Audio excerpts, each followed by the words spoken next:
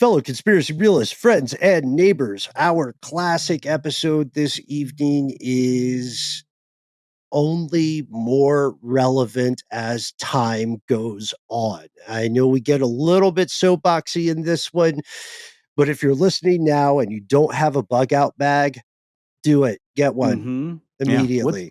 What's in your bug out bag? Hey, well, I don't want to put you on the spot, Ben. We can cut this if we need to. I noticed that you carry a bag around a lot. Do you consider that to be part of your bug out bag? System, I guess, or like, is it partially? Are you partially able to get out at any time? Is that something we should be thinking about? Well, I appreciate it, Matt. I may not be the best sample size for this because I'm a little more on the paranoid end of the spectrum. I'm on an extreme end of a couple of spectrums, if we're being honest. But I will say that, as an Eagle Scout, it is important to always be prepared. Got it. If possible, right? Before you make an entrance, know your exit strategy. We get pretty in depth with our bug out bag exploration, and shout out to our friends like the Casual Preppers podcast.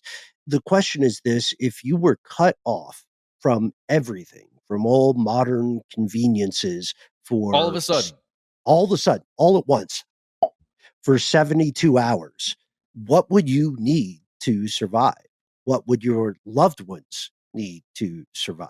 It's a good question, and one we do our level best to answer in this very practical and functional episode of Stuff They Don't Want You to Know. From UFOs to psychic powers and government conspiracies, history is riddled with unexplained events. You can turn back now or learn the stuff they don't want you to know. A production of iHeartRadio.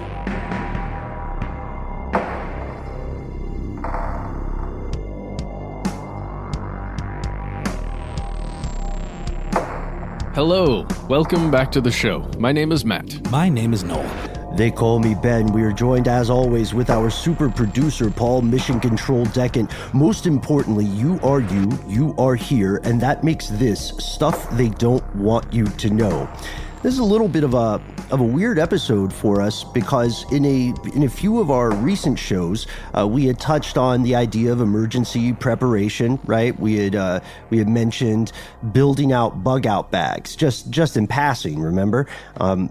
We didn't go too into depth, but I don't know about you guys. I was surprised that so many of our fellow listeners wrote into us on Facebook or Twitter and asked us to make an episode just about bug out bags.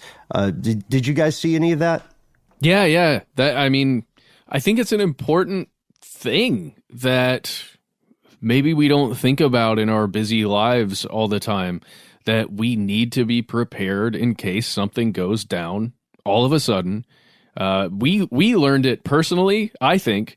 We had a close encounter with something like this when snowpocalypse occurred in Atlanta, when we realized, if something does go wrong, and let's say even your vehicle has to be abandoned, is there enough stuff in your vehicle to be safe for a night, 2 nights, 48 hours? And we noticed a response with everyone listening that they also wanted to know this information. Yeah, and so this episode is going to be a little bit different from some of our previous episodes.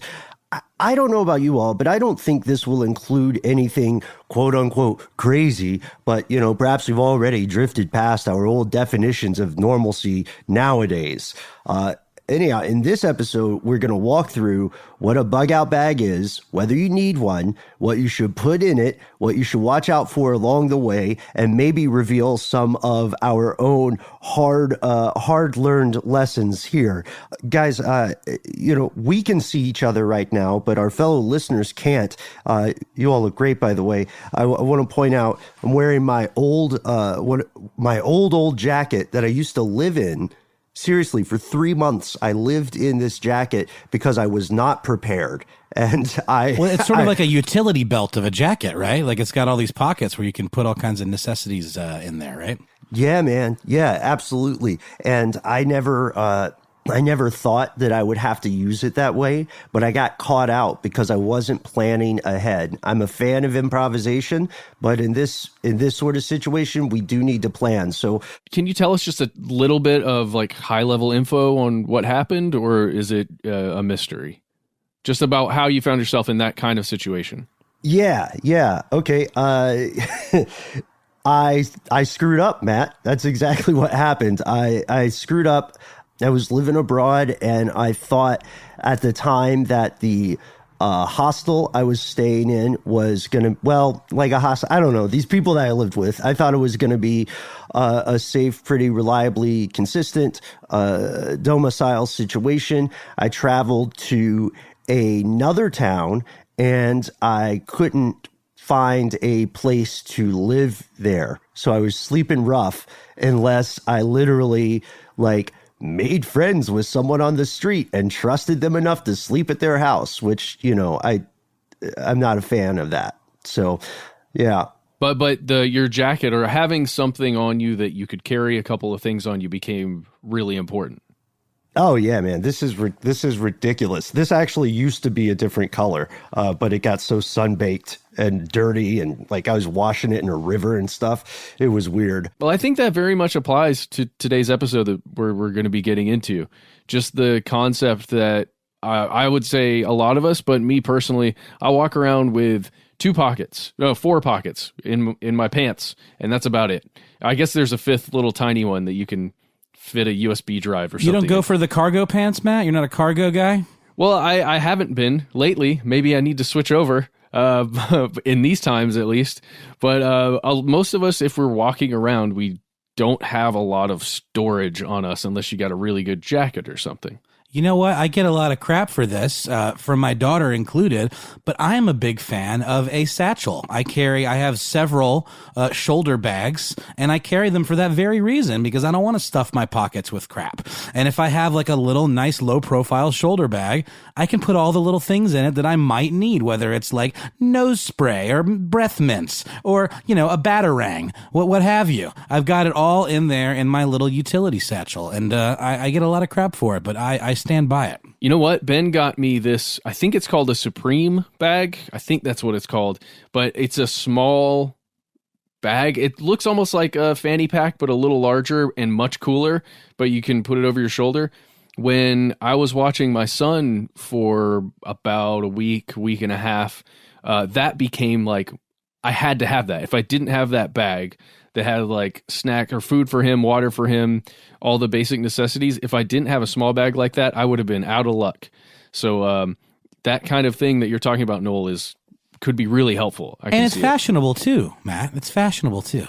And Noel, one thing I would point out about your satchel strategy is I like that you also have all your bags that I've seen have these highly adjustable straps, so you can put it really close to your back, which is great in a situation where you need to keep an eye on snatch and grabs. And it also, it kind of transforms it into a single strap backpack. I think that's really smart. Totally. You can wear it up high on the small of your back if you're riding a bike, as a messenger bag. I even have one that has a cross chest attachment that allows you to really wear it up high on the back and gives you more support. I don't know. I'm a big fan, and I will never let an 11-year-old bully me into thinking otherwise.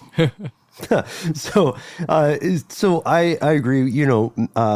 Matt, Paul, and I have your back on that one, of course. But 11-year-olds are some of the most powerful, brilliant people in the world. It's true. So we would have to team up. But we've got your back. Before we get into today's show, how about we do a very quick Twitter roll call? Yes. Shout out to Grumman600, who posted to Conspiracy Stuff to let us know the breaking news as we record this. It's been confirmed. UK Prime Minister Boris Johnson has tested positive for COVID-19. Did you guys hear about that? I did just this morning, yeah.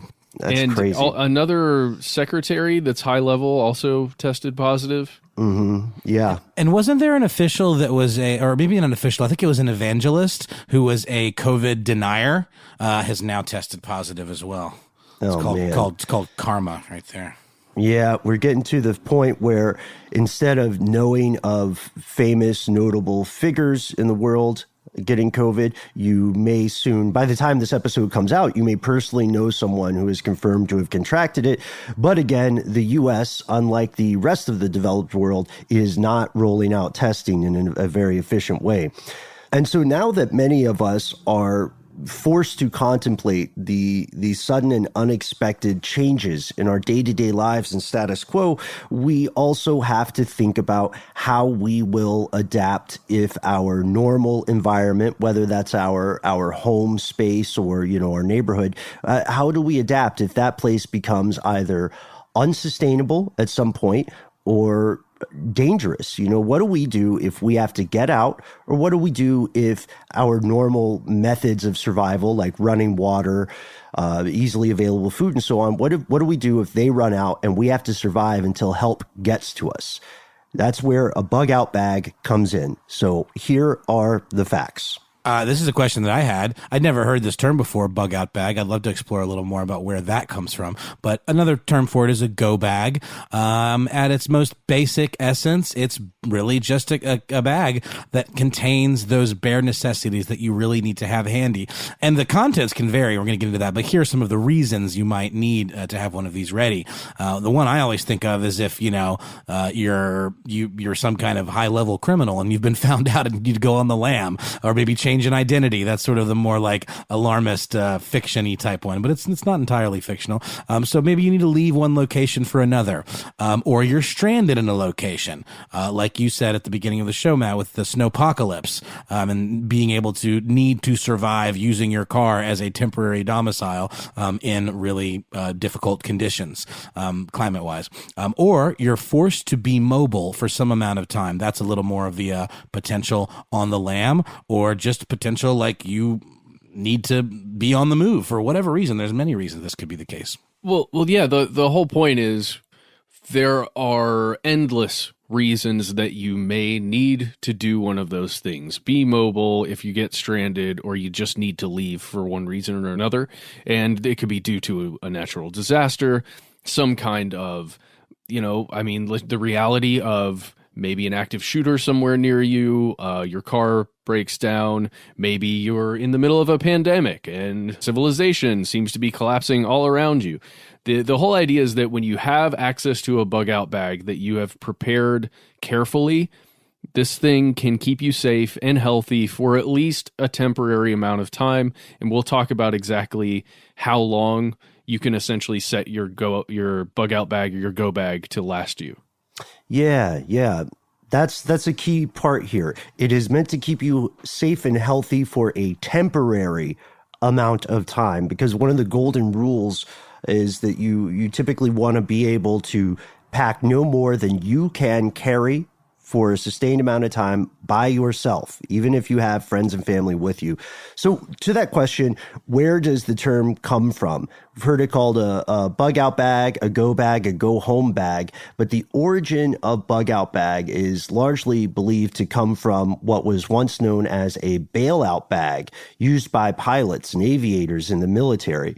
So back in the day, the bailout bag had a couple of items that were critical for pilots if they were shot down or if they experienced an engine malfunction and they landed in the middle of nowhere or even enemy territory, and things like a knife, compass, basic survival gear. Of course, remember when you're putting together your bug out bag, you're probably not going to be jumping out of a plane. You're probably not going to commandeer an island or do any sort of, movie stuff, the John Wick Mission Impossible type situations. You're just making sure that you're as safe and healthy as possible while you either reach permanent safety or get emergency assistance. One other seed we want to plant here, the old bailout bags used in air forces did used to contain, at least according to the stories,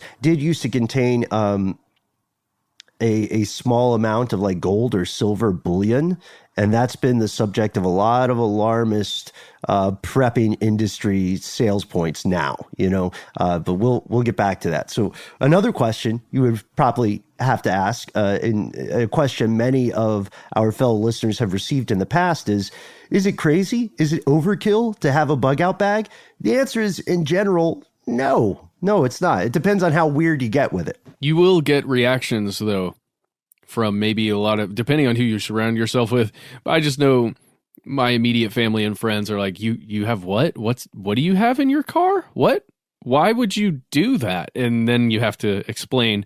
And then a lot of times you'll notice people are a little more understanding, I guess, after you give them all the reasons. But yeah, I would say I have encountered that sentiment quite often. Well, it's one of those things that's really easy to pass judgment on until, the situation reveals itself where you were actually the smart one, I mean, like what we're in right now, or the snowpocalypse situation. I mean, I don't think anyone would judge you if you had made the right preparations and then that situation presented itself and you were much more able to take care of yourself and your loved ones than others who maybe thought that was a wacky idea. So I think reducing the stigma of things like this is really important, because it's not just some kind of doomsday prepper thing.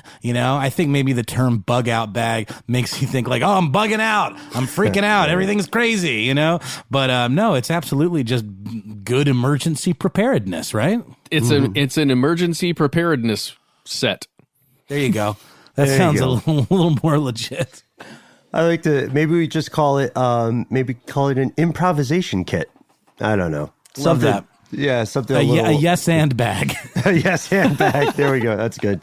So yeah, it's possible, like anything, it's possible to go overboard when building out kit like this. But most of the stuff, at least that we would cover or that we would recommend looking into, is pretty reasonable, and a lot of it, depending on the time you want to put in and your level of MacGyverance, depending on your MacGyver factor, a lot of this can be made with easily obtainable supplies. That's really important right now as we record this. There's a lot of information out there about preparedness, about bug out bags, and some of it is misinformed. Some of it is coming from a place with an agenda. It's coming from folks who want to sell you something. And this can lead to overkill. More importantly, it can lead to spending a lot of money on things you don't need. Well, like bone broth? Yeah, like bone broth or gold bullion, or, paying out the wazoo for something that's kind of cheaply made and may actually break if you ever use it on a regular basis. So for an overkill thing, you don't need to pack huge amounts of heavy equipment. You need stuff you can carry and you can use. So this gets us to different types of bug out bags. Matt, you mentioned there was a traditionally they're defined by the amount of time, right? What is that amount of time for you guys? Usually it goes by hours, but it's really like a day. Like you would do a 24-hour bug out bag. That's kind of your just standard. This is the absolute minimum that I would need to be okay for a full day and night. And then it generally goes from that to 2 days, like 48-hour bug out bag. The cool thing about these things is that, let's say you've got a 24-hour or 48-hour bag set up as a singular thing. Let's say in your trunk, you keep extra supplies that would turn that into a 96-hour or longer bug out bag situation, just because the only things really that are limiting you there would be your food, your water, things that would run out. Because a lot of the tools and things you keep in a bug out bag aren't going to limit you by a number of hours. Right. The hour limitation or the hour definition there is going to really hinge on three things. It's going to hinge on, let's call it 3.5. It's going to hinge on the amount of food you need to survive every 24 hours, the amount of water you need, which is even more important, and the amount of medication you need. If you're on a regular medication schedule that's vital to your health. So this means that a bug out bag can be defined also by what it's not. It is not a long-term survival kit.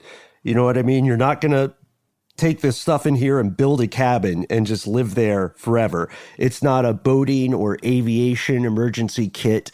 You can put it in the trunk of your car, but for an auto survival kit specifically, there's going to be things in that kit that you don't need to have in a bug out bag, right? Like you don't need Fix-A-Flat in your bug out bag.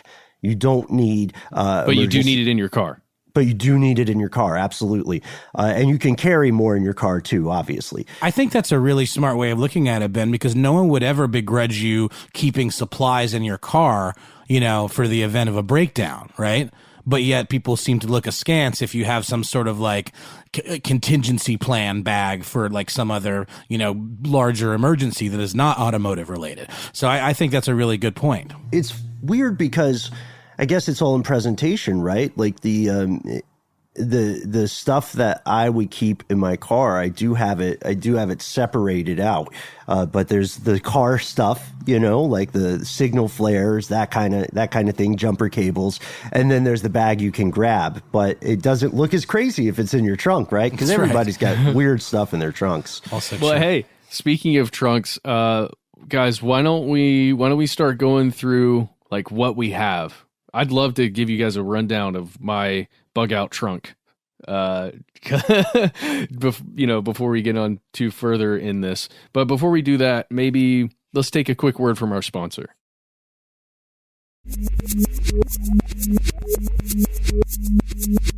All right, we're back.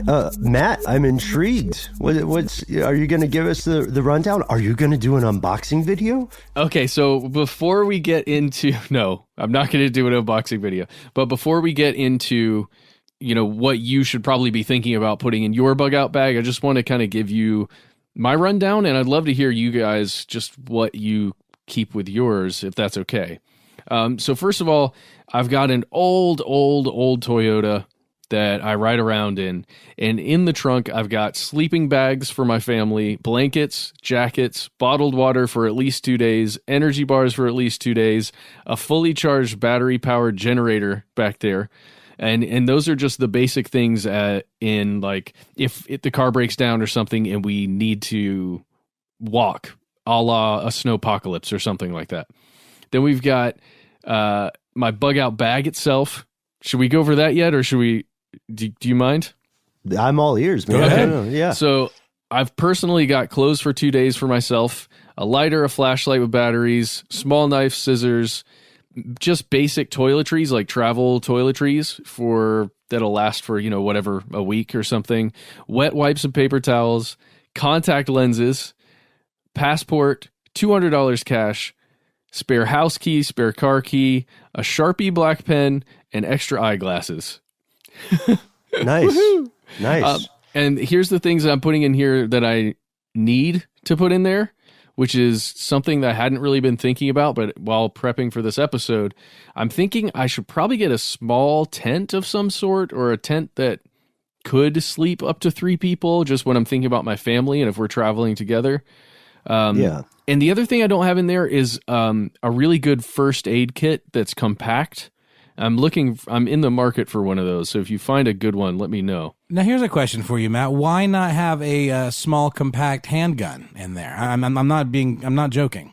That is more of a personal question to my family situation, and just, it's weird, right? Having a small handgun and having a 4-year-old or, a young child, it's like, you can either protect your family or something terrible can happen. And the statistics show that it's more dangerous in most scenarios to have a handgun around a younger child, even if you're trying to protect yourself from other people with handguns. So that's a very personal choice. Absolutely. And it is not my decision, actually. I got to defer to the most powerful person in this relationship, which is my wife. So she doesn't want it, so it's not going to happen. I would very much like to have something like that, but it's not going to happen anytime soon. Got it. So, with that in mind, I think you've done a good job, Matt. I want to make sure I didn't miss this. Do you have like a multi-tool, like a Leatherman or anything like that in there? That is exactly what I need. It's exactly what I need too. I've got that on my list of needs, as well as purification tablets I don't have right now, or any kind of masks, or a good antibacterial sanitizer, just given the circumstances. Mm-hmm. And the last thing that I absolutely need that I don't have is a life straw. I was just about to ask about that. Yeah, Ben, you were always singing the praises of life straws. You want to remind listeners what those are? Yeah, life straws are a pretty handy invention. They are or were relatively inexpensive things that allow you to drink water from, say, a puddle or something without necessarily having to boil it. And the cool thing about the filter is it's a cylindrical, it looks like a cylindrical, overly thick straw or tube. And the way the filter works is such that you can sip directly from the water source. It'll go through the filter and be safe to drink in most circumstances. Now, it doesn't filter out everything, of course. You're not going to show up to Chernobyl and find an irradiated puddle and drink from that, but it is great to have in a pinch. It's no replacement for having those purification tabs, though. So I would ideally recommend having both of them. But that goes to the question, what should be in my bug out bag? We ask each other. To answer that, we have to talk about a couple of very important things. There's no silver bullet bug out bag. There's no like one-stop panacea for everyone because we live in different parts of the world. Yeah, and that being said, you really have to consider your surroundings. That's the big number one. Do you live in a cold, arid part of the world, humid, hot region? You'll need some different things depending on where you are and what season is it. Secondly, you need to keep in mind how long you want your supplies to last you. The typical bug out bag is 72 hours, like we said, but you can plan for more or less if you think 24 hours is fine. It seems like a bare minimum to me. Are you packing just for yourself? Or like Matt, are you having to consider a small child and another human being, another full-grown adult? These are very crucial questions and are going to very much change the trajectory of the project. All of these factors are going to play a huge role in your construction of said bug out bag. You'll also want to check back in on your bag every 6 months to make sure that everything still works. Do a little maintenance, make sure nothing's expired and everything remains seasonally appropriate. You do not want to have your car break down in the middle of nowhere at the height of summer only to find that your emergency change of clothes is like a sweater and some gloves or something like that and some leg warmers. I am definitely guilty of that. For a while, my bug out bag looked like a gym bag or something, with like the minimum amount of clothing. And then it got into the winter and I was like, uh-oh, I haven't changed to this. But Right. it's okay. Well, full disclosure to you guys, I'm learning a lot here because my bug out bag literally is a gym bag, and then it's just a gym bag, and I don't even go to the gym very often. So I am going to take some cues from you guys, along with listeners, hopefully. So I'm really ready to dive in even further. Yeah, I want to go ahead and preemptively give a shout out to all our fellow listeners on Here's Where It Gets Crazy, specifically Shea or Shay, S-H-E-A, Parazine on Here's Where It Gets Crazy, who asked people what they put in their bug out bags. There's a great conversation going on around that, and you'll see that not everybody agrees, and you'll also see that people are in very different situations, to your point, Noel. So let's say, like, the one rule is you ideally want to have this ready before you need it. So we've got a list of what we consider more or less essentials, and then we've got a list of things that are nice to have, but not mandatory. And then we've got a list of what I would call extreme things. So essentials, backpack, container. I would say this can be anything that works for you as long as you're able to carry it easily under your own power. And it's something that is waterproof. That's non-negotiable, or water resistant. I don't, not everybody agrees on this, but I would say backpacks are going to be great because if they have two straps, it's going to be less fatiguing on your body to carry it over a long period of time. If you've ever carried something really heavy I have messenger bags, and if you walk around for hours with those, then you have to switch to different shoulders, and it can start wearing on you differently. That's a good point, Ben. I can speak to that personally. Yeah, and a nice kind of camping type backpack would probably be the way to go because they're usually just a giant, big kind of empty area without too many pockets, and you can just fit as much stuff in there as you possibly can, and then just cinch it up at the top. And then sometimes there's pockets on the side. I have a pretty nice camping backpack that's just one big huge cavity in the middle, and then a couple of small pockets on the side and one big pocket on the back. And that's all you need. You don't need anything super fancy.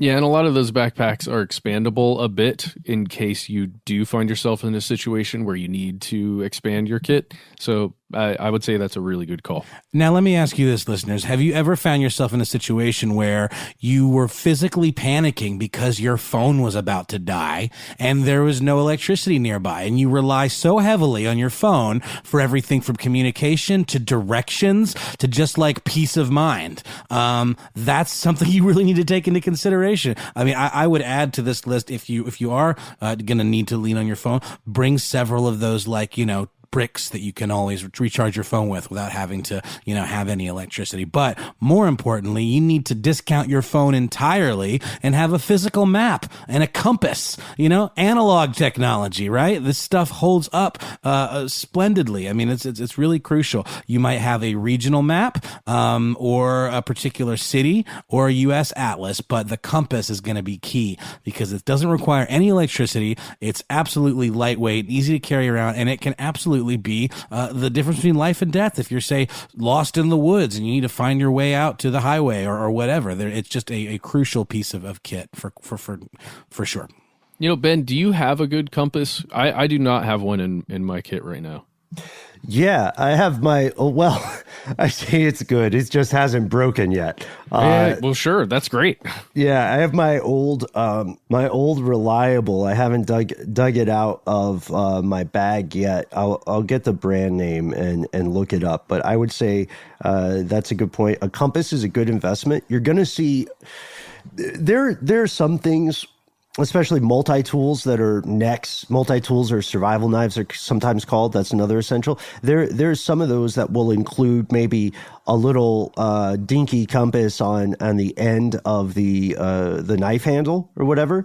But a compass is lightweight enough that you want a dedicated one that just does that. Even though I'm a huge proponent of things with multiple applications, you want a compass that is just a compass, because if you get one that's just sort of an add-on to an existing multi-tool or apparatus, then the odds are it's not going to be as well made, which means it won't be as durable, which means at some point, I don't know, there are some different kind of like Bear Grylls type things you can do to make your own quote unquote compass in the wild, but just buy one if you can, because they're not going to break the bank. What are we talking? Like $20, $30? Less? Yeah. You can find some used ones for less if you go to like your local camping or military, or if you go to your local military surplus store, you can find some used ones for less. You can also find, I mean, like anything, there's a wide range there. For sure. But I wouldn't pay, like, I wouldn't treat a compass like a fancy watch. I would not pay a premium for one. You just need it to work. There's definitely some that look like fancy watches, and they're in the like $70 range. But there's one called a Silva Guide Explorer 2.0 compass that you can get at Cabela's. It's $25, and it looks pretty sturdy. And there's a whole range of them. So absolutely. Mm-hmm. Whoa! Yeah. On Amazon, I just found it's a paracord bracelet with a fire starter and a compass on it. And the paracord bracelet is one of the ones where you can disassemble the bracelet and it becomes like a piece of rope that you can use. Isn't that the deal? Yeah, 550 paracord. It's kind of a gold standard for that sort of stuff, because you can use it to bind, you can use it to help hang up a tarp. That's actually on the list later here, but I don't want to lose that. A knife or a multi-tool, or if you're if you're so inclined, a machete, of course. Multi-tools are great. You know, the multi-tool that's probably most familiar with people is going to be the stereotypical, the iconic Swiss Army knife, right? But that's just the beginning. Like Leatherman has some great multi-tools, but they're in the pricier range. Think like $100 plus for some, but they include things. They include like 19 or 18 different things, like a leather awl, a small saw, pliers, of course, tiny scissors, things like that. A can opener, right?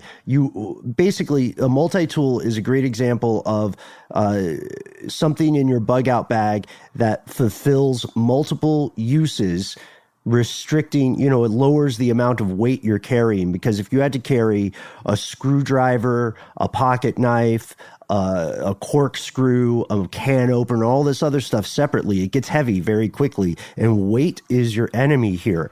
That's why with fire starters, next on the list, you'll see people who say, I'm not going to bother having a canister of matches. I'm not going to bother having, a lighter because it needs fuel. I'm just going to carry a flint and steel striker kit. And those things work, man, but they're a pain. I personally have some redundancy. I have a lighter, a striker kit, and a little thing of waterproof matches, just because I don't want to need a fire and not be able to make it. Also, a little life hack there. If you have access to a home washer dryer, you can collect dryer lint. I think somebody also mentioned this, and here's where it gets crazy. You can collect dryer lint and compress it into a really small container. Maybe take like an old prescription bottle or something, just stuff that with dryer lint, and then you can use that as your tinder to make a fire. Oh, that's a great idea. Yeah, I'm going to do that today. And it's a good, it's like you clean out your dryer trap. It's so fun. You're like, I don't want to throw this away. This stuff is like gold. There must be a use for it. and there we are. There's a use for it. So, Matt, you had mentioned first aid supplies. First aid supplies. I'm going to say it. You can find some good pre-made first aid kits, but you can find even more mediocre first aid kits. What you want to do, and a lot of the like really good comprehensive ones are going to be fairly expensive, especially now. So I would recommend making your own kit. Get any necessary medicine that you will need: bandages, disinfectant, painkillers. Some people include stuff that other people consider unnecessary. Like a lot of people have, like if you have a tourniquet, you might be considered a little too extreme for some people. But you might also be in a situation where you say, hey, I have a real possibility of losing a limb, No, that's true. We're going to pause for a moment for a word from our sponsors, and we're going to come back and run through our essentials before we get to the nice stuff and the extreme stuff.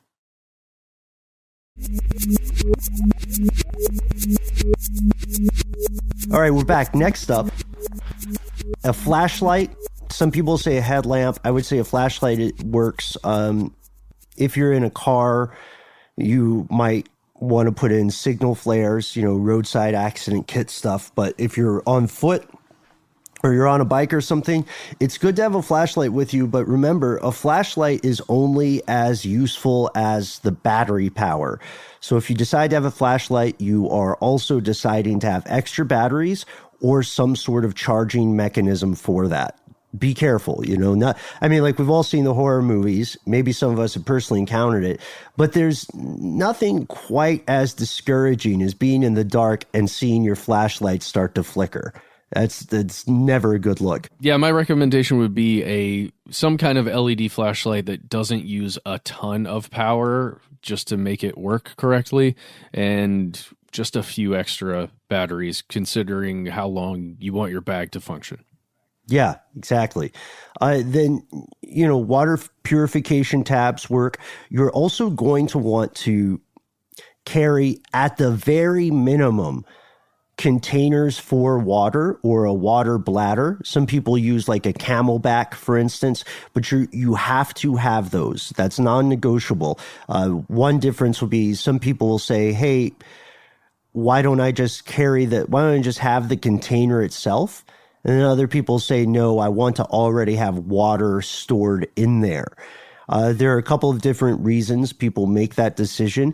But if you decide to just carry a bladder or a container, then make extra sure that you will be able to have water to find water that you can put in that container. Otherwise, you're just lugging around something empty. You know what I mean? So I think you can tell by the way I'm talking that I'm a proponent of already having the water with you. But I guess the drawback there is that, water is heavy. Exactly. Nail on the head. Speaking of nails, what about a repair kit?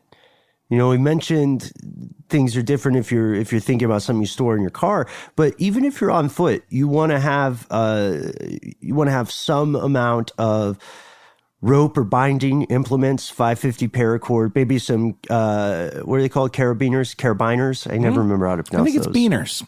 Beaners. Yeah, you want to have some carabiners. And you want to have duct tape. Duct tape is not, I know we're based in the South, but please don't think duct tape is somehow just quote unquote for rednecks. Duct Dixie tape Chrome.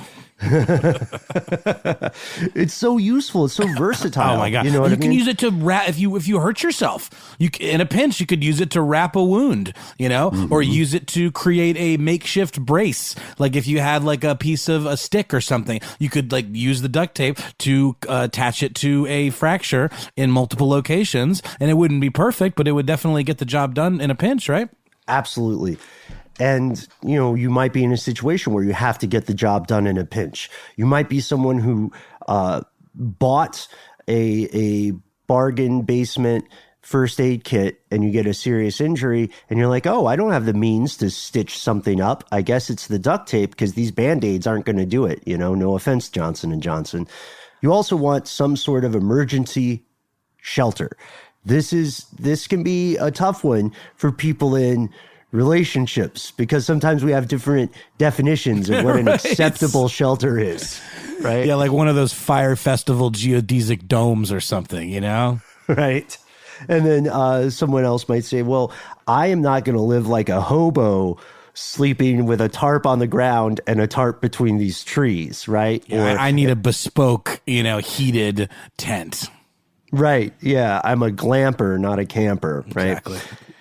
That's why you'll see things like emergency blankets, great to have, especially if you're in a situation where things are very cold or where somebody might be exposed to water or, their body temperature, the core temperature might be dropping. There are some chemical hand warmers that work well, but they're single use. So after you've cracked them open, after their first use, they're going to be useless to you. I personally keep a tarp and a small tent and an emergency blanket, but that's it. And that's just me, and that's because I still have that in my car. Yeah, I would say a tarp and just a small spool of twine goes a long way.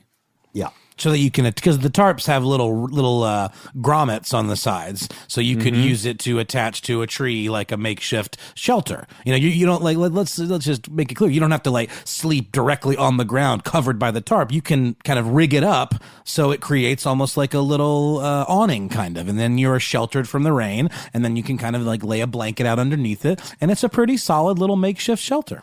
And if you're in an environment where you can take found materials like sticks in the woods or whatever you find laying around in an urban environment, you can position your tarp when you string it up, like you just said, Noel. You can position your tarp to collect rainwater and go into one of those containers for water that you have with you. And that, of course, only works if it rains and if the rain is not poison. So there are a couple of ifs there. Hopefully we're not in the poison rain stage. I don't know this, Ben, but do you think there's maybe something that would filter rain? If, like something you could add to a container that maybe would filter rain if there was any impurities like that and make it guaranteed more safe to drink? Yeah. You'll still want to boil it if you can. Just in general. Yeah, but put in water purification tabs. That's why you want to have those. It's unfortunately it's safe to assume that you should have some kind of purification filter or process between you and water that you find in the wild now. Like if you're like, we have the Chattahoochee here. And, if things came to worse, people would probably go to the river and try to drink or get potable water from there. But even then, you would want to boil it or you would want to purify it somehow. Speaking of that, let's say you've got water. Again, that's the most important thing. If stuff starts going south here, if you think you're going to lose access to water at your house, just start storing it. You know what I mean? I'll say it. Maybe I'll get in trouble about this, but if we're getting to a point where utilities might no longer be feasible, forget your water bill. Fill up the tub. And fill up the tub. You can also empty out I know it sounds gross, but it's okay. You can also empty out the top tank of your toilet if you have one with that design, and you can boil that. We're not at that point yet. Just things to be aware of. But what good is water if you don't have food? You'll die of starvation in about 2 weeks without food. But in this situation, you're probably moving around. You're probably in a very stressful environment, which means that your caloric activity is probably going to increase. Yeah, so you're going to need to keep that in mind and pack some sort of high calorie and compact food. So that would include things like, granola bars or any of those energy type bars that, that have a lot of protein built into them. Yeah, or you can go the prepackaged route like in a good old-fashioned MRE. Those generally are pretty big. But they are really great for actually getting a ton of calories into you. Ben, the MRE you gave me was, I don't know, the size of a nice tome, like a large tome. Oh yeah, I've got one I've got to give to you, Noel, as well. Oh, thanks, bud. I appreciate it. Yeah, no, I can see that would definitely be something you would want to consider. Or anything that you could cook on a small, gas-powered camp stove, right? Mm-hmm. Also very important, and you'll like this point, Matt, very important. People on our fellow listeners will kill us if we don't mention this. Very, very important for any of that survival food. Pack your own hot sauce. Have hot sauce with you. I know it sounds like a cutesy joke thing or something, but it can improve a lot of notoriously bland food. Yep. And if you put hot sauce around on the outside of some of your food containers, it can help repel certain wildlife. See, I don't have hot sauce, but I do have red pepper flakes in mine.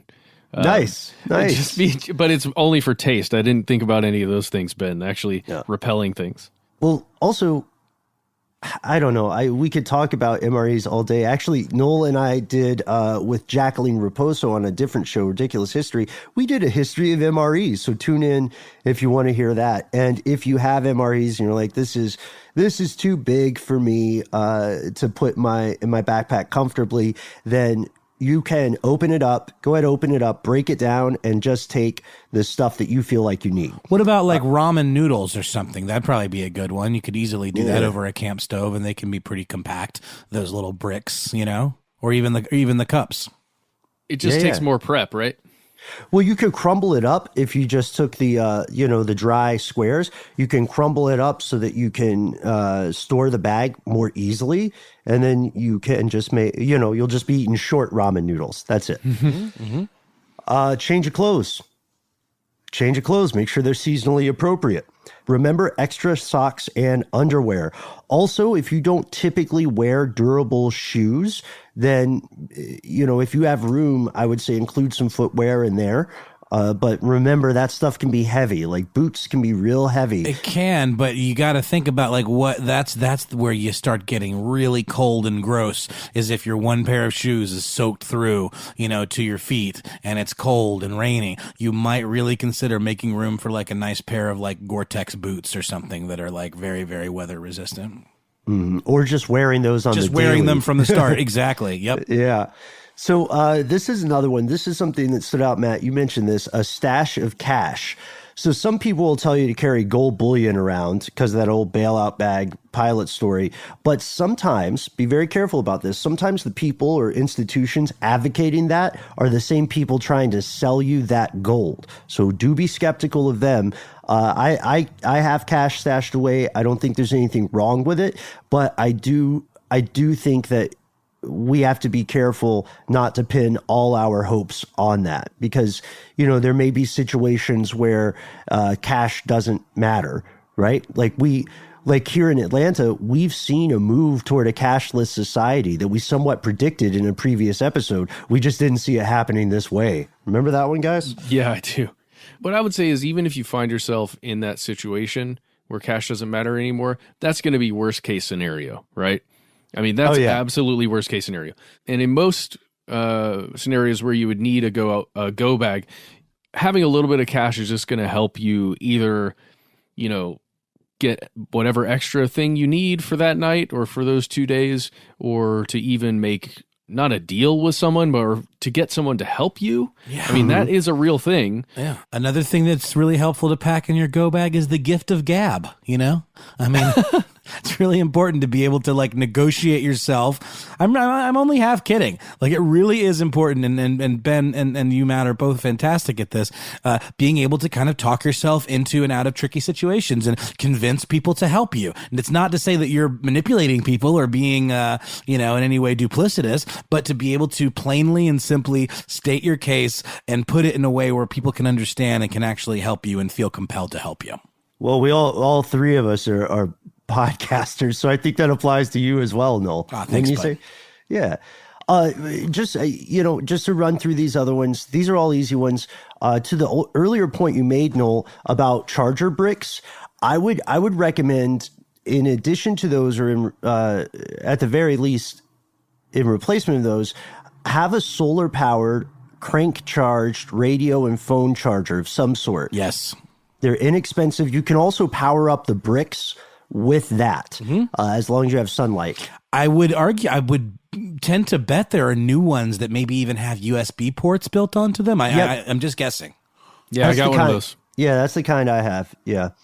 Also, I would recommend, of course, like you said earlier, Matt, one thing you nailed that a lot of people don't think about is a hygiene kit. Even if it's just a little travel bag that you got from from a distant relative for the holidays, it's better than nothing. You have to remember, good hygiene is the first step in good first aid. Especially now that we know washing our hands is so important, because we all forgot for a couple hundred years. Yeah, right. It's going to be the biggest takeaway from this whole crisis is wash your damn hands.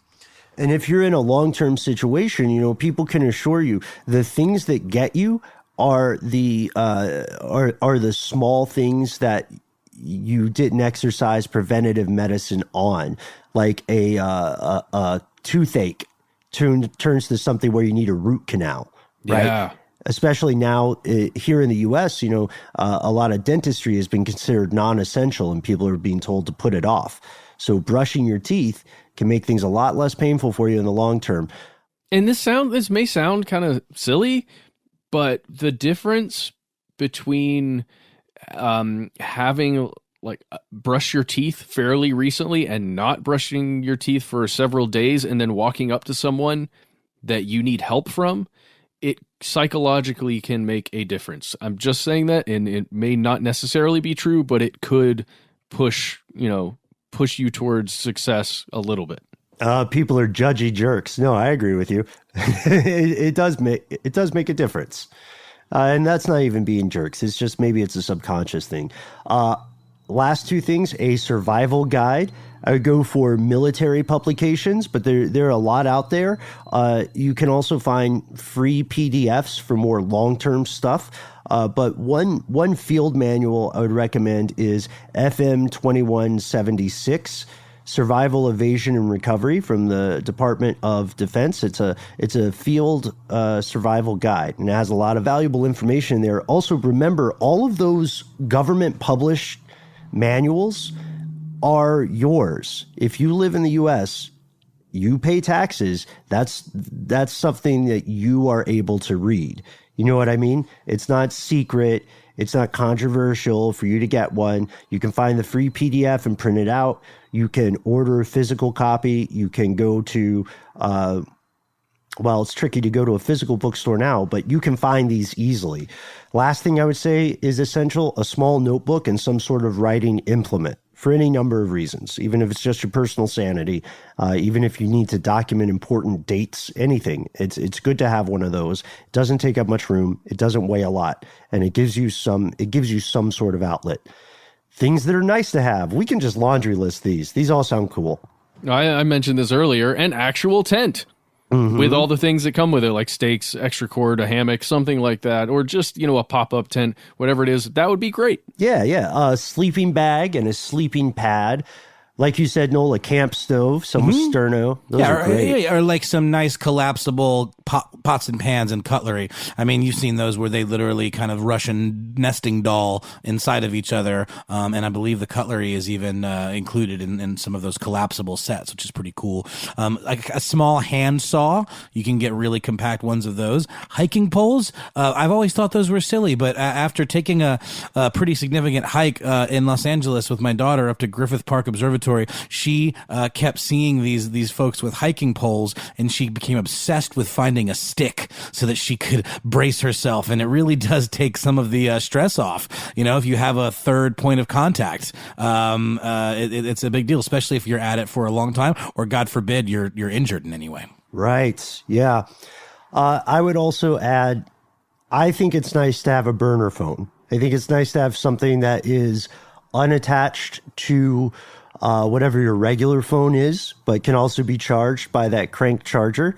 It's just good to have an alternative of communication there. Gotta love those prepaid minutes. You got to. Although, like, you know, people look askance at burner phones now because of everything we know from, like, Breaking Bad and The Wire. Right. But for this situation, I could totally see it. Ben, I have to say, when I saw this next note, my mind immediately went to an actual tomahawk. Wait, a what? Like one of these? Yeah, exactly. or like I said at the top of the show, a batarang of some sort, or perhaps a grappling hook. But no, we're talking about some kind of high-end GPS that doesn't need a continuous internet connection, that actually uses pings satellites. Ben, remember when we were in the quiet zone with car stuff? And we had one of those. Mm-hmm. It was a game changer. It actually was an old school Garmin that Scott Benjamin insisted on bringing along for that very reason. It was actually the only thing that worked when our phones would not work. It continued to work. Yeah, and luckily there hadn't been a lot of construction in that area of the world, because those maps it was using were from the 90s. But that was amazing. It got us out of there. To your point about how you first literally thought it was a tomahawk, I would say I would like to recommend those some sort of survival shovel multi-tool. They're really great. You can find they're like a camp shovel that can also be an axe or a hatchet. It folds down, it doesn't take a lot of weight, and it has a multitude of functions. So check those out. There are a couple of different brands.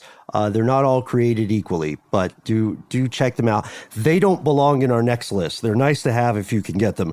Our next list, the list of extreme things. A gun or some kind of firearm. And if you are going to carry that with you and plan on using it, you're also going to want ammunition. And how about a cleaning kit to make sure it would actually function if you did need it? Yep. And then you would think of like high-grade emergency kits for traumas. And I mean like hospital-level injuries. I know a guy who has a bullet wound kit. For some people, that's very extreme. For him, it is not. We also, you might run into people who have heavy-duty painkillers, opioids that would normally only be prescription, things of that nature, or very specific medical equipment. And for the advanced user, we talked about this earlier, how it might be useless to folks like you or I, but sutures and the ability to really stitch up, a bullet wound, like if you needed to do that to yourself and keep it from getting infected and all of that. Things like hydrogen peroxide and iodine and stuff, like that would really come in handy as well. And then we get into things like body armor. That's real extreme because that is not lightweight at all. And that would take up a lot of room, and this would be much more in that on the lam or being chased by the cartel kind of situation, right? Yeah, absolutely. Hopefully most people will not need body armor. If you already have some, it's good to have it, especially if you put it in like your house or you put it in your vehicle or something. But carrying it around, your best bet is going to be just to be wearing it.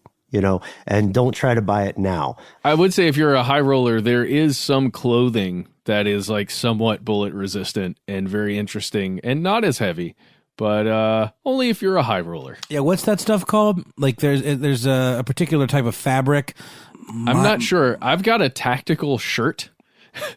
Is it made of really mithril? Interesting. Is it made of mithril? It's really interesting. Probably not my favorite thing that I've ever purchased, but you can get them.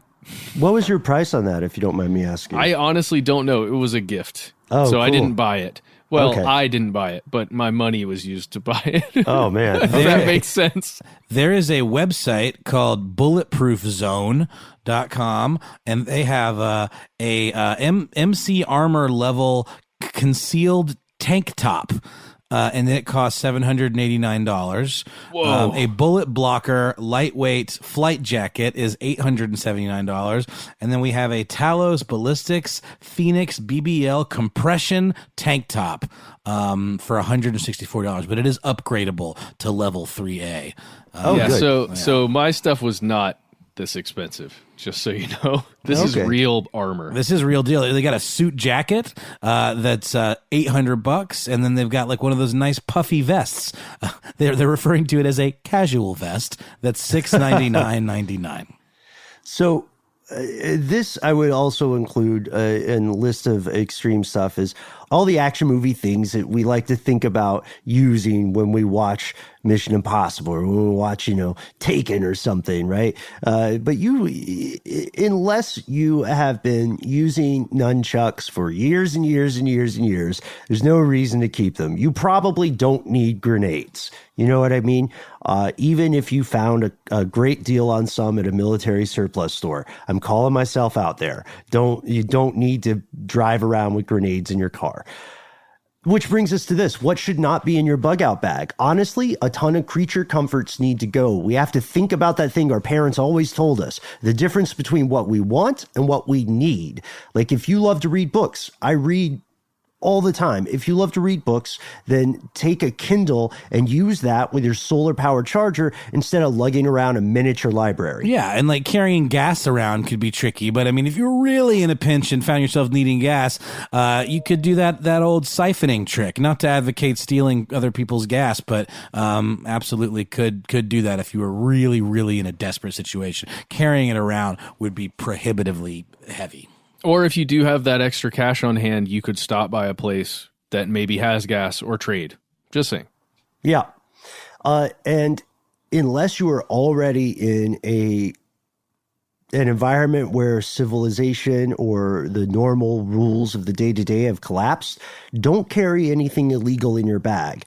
Because you have to remember, you're ideally going to have this sitting around for a while. So if you have, for example, a gun that you do not have a license to carry or to transport, then don't have it in there. If you have an illegal recreational drug or some sort of illegal medicine in there, take it out because you never know. You might forget about it months down the road. You might get in a jam if the authorities find it and say like, hey, why is this... I don't know. What's a crazy drug? Like, why do you have this jar of ether in your trunk, sir? I mean, why would you have a jar of ether anyway? Well, you know what I mean? it's an anesthetic. I mean, maybe you're just thinking ahead in case you do get, shot with some, rock salt or something. Or like marijuana, if you are in a state or a part of the world where that's illegal. Or any medication you do not have a prescription for. Let's leave it at that, right? Yeah, totally. That's a good way to put it. So there's not a here's where it gets crazy moment in today's episode at all. We're dealing with some stuff that can kind of be crazy and frightening for people anyway. But there is an important warning we have to close with. It is this: a lot of those pre-made, pre-packed survival bags are garbage. Garbage, full stop. The supplies are cheaply made. They don't have some very important components, and they're often, especially now, overpriced. If you buy one, that's fine. If that's how you want to approach it. If you do buy one, make sure you go back through it with a fine-tooth comb, and you have to be prepared to sub out any of the stuff that you need.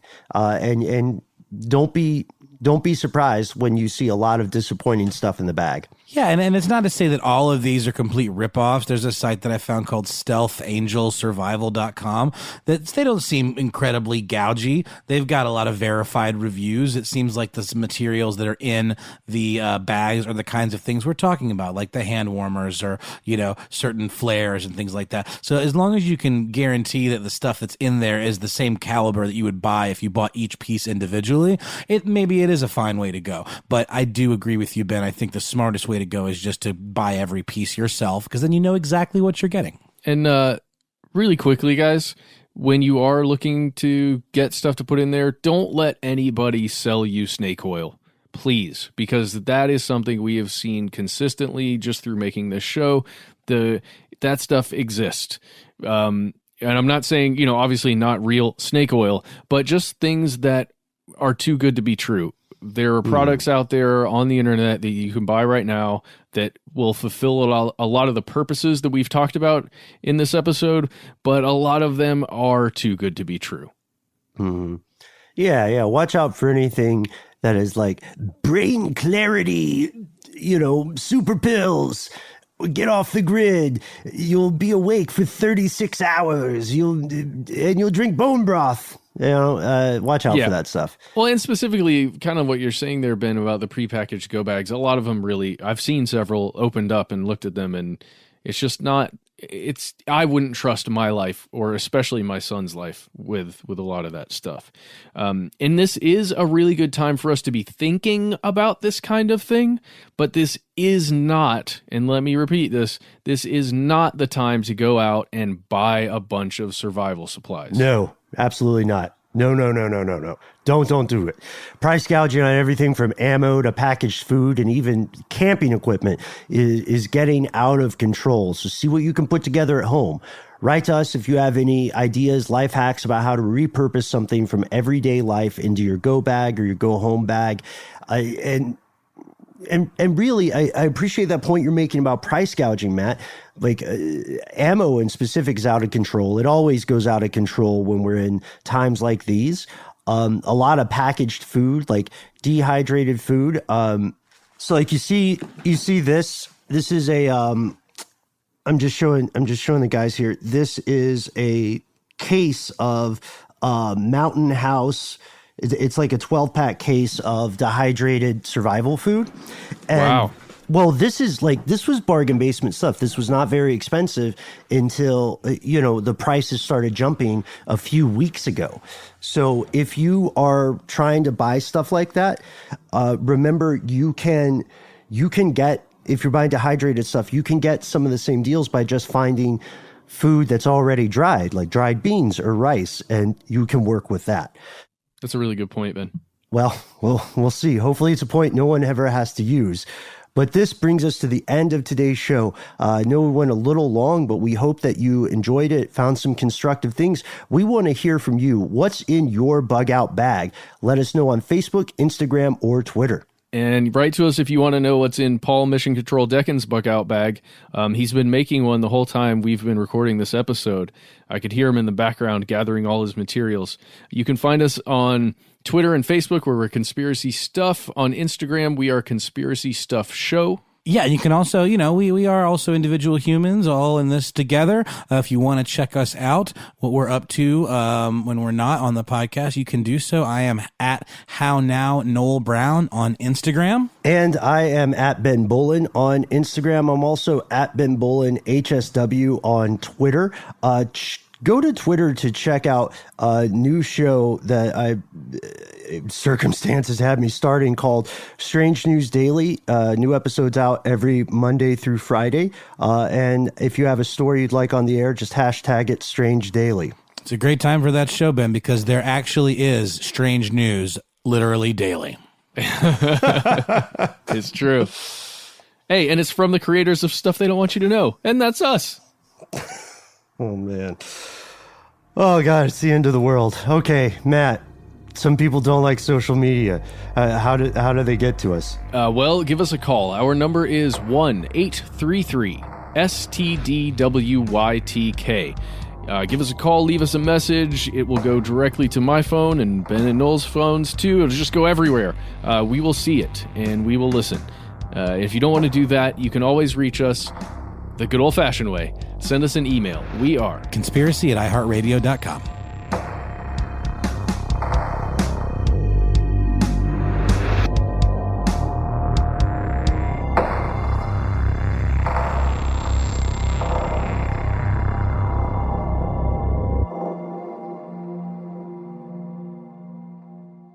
Stuff They Don't Want You to Know is a production of iHeartRadio. For more podcasts from iHeartRadio, visit the iHeartRadio app, Apple Podcasts, or wherever you listen to your favorite shows.